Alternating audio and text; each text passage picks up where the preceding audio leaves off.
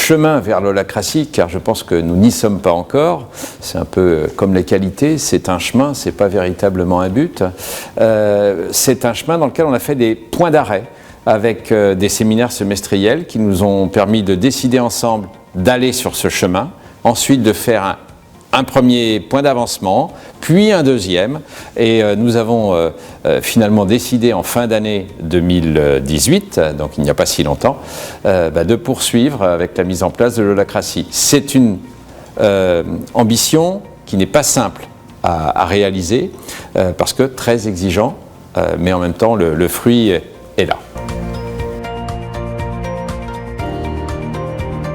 C'est que l'holacratie, c'est très exigeant. C'est très exigeant par rapport à nos habitudes françaises et notamment dans notre entreprise où on aime beaucoup challenger, discuter, débattre. L'holacratie, elle a une finalité, c'est de produire la décision, le consensus et puis d'aider à soutenir cette dynamique. Donc il faut être capable de contraindre notre débat, nos temps de débat. Ça, c'est la première difficulté, ça nous change de nos habitudes, on va dire.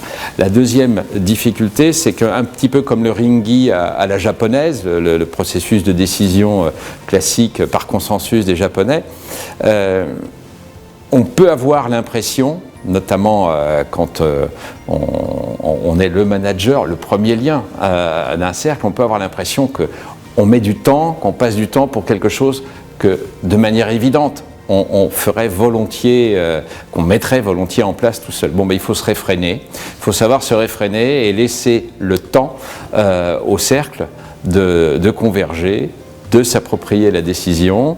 Et finalement, peut-être que le bénéfice, un peu comme le ringi japonais, il est derrière dans la mise en œuvre qui ne suscite plus débat et on avance peut-être plus vite après la décision.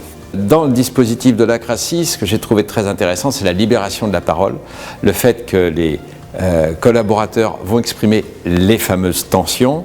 Et l'un des membres de l'équipe, à l'occasion d'une de ces réunions l'année dernière, a eu l'occasion d'exprimer une tension concernant des sujets ressources humaines qui vraisemblablement n'aurait pas été exprimée dans d'autres lieux.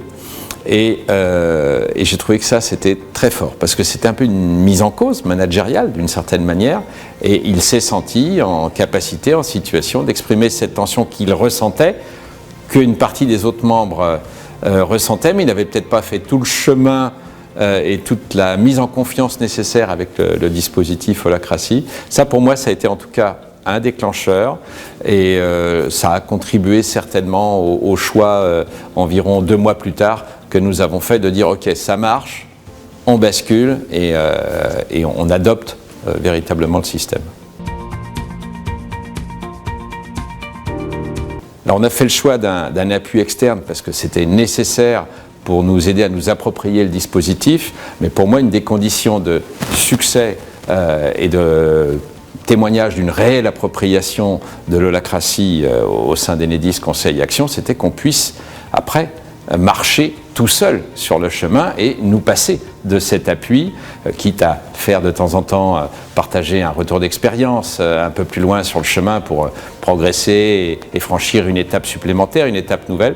Donc voilà, on a été mis sur le chemin, on a appris à commencer à marcher tout seul et maintenant on avance. Donc je dirais que la mission a été de ce point de vue-là tout à fait réussie.